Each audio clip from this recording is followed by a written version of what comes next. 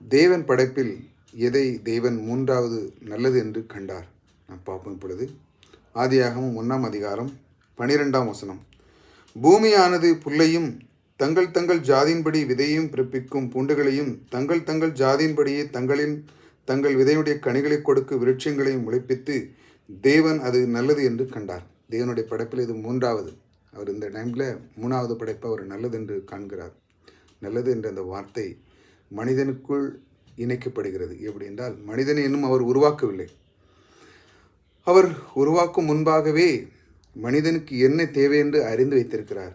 உலகம் தோற்று முன்பே நம்மை அறிந்து வைத்தது போல நமக்கு என்ன இந்த பூமியிலே தேவை என்று அவர் அறிந்து, மற்ற உருவாக்க எல்லாம் இருக்குது, ஆனால் சில காரியங்களை அவர் தேவன் நல்லது என்று காண்கிறது. அது நமக்கு மிகவும் உகந்ததாக இருக்கிறது.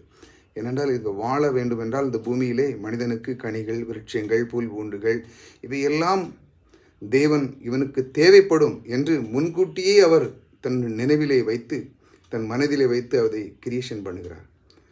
அதான் அந்த கிரியேஷன் மிக வியப்பானது.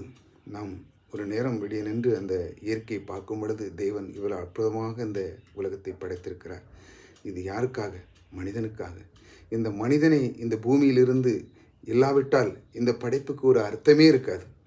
ஏனென்றால் எல்லாமே அவருடைய நோக்கம்பெல்லாம் என் சாயலாக படைக்கப்பட்ட அந்த மனிதனுக்காக எல்லாமே ஆட்கொள்ள அவர் இந்த பூமியில் வைத்திருக்கிறார். மிருகங்கள், ஜீவன்கள் எல்லாமே கொடுக்கப்பட்ட இந்த பூமியில் எல்லாமே மனிதனுக்காகவே அவர் ஒவ்வொன்றையும் ஆராய்ந்து அறிந்து நிதானமாக அந்த ஒவ்வொரு காரியத்தை செய்யும் பொழுது அவர் பார்க்கிறார், மனிதனை பார்க்கிறார்.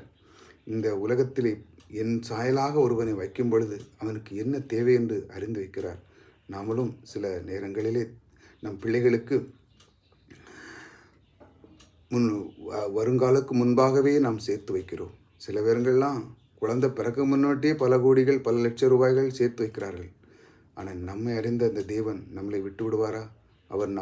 அவர் காணும் முன்பாகவே சேர்த்து வைத்து விட்டார். அப்பேற்பட்ட நம் தேவன் நம்மோடு கூட இருக்கிறார்.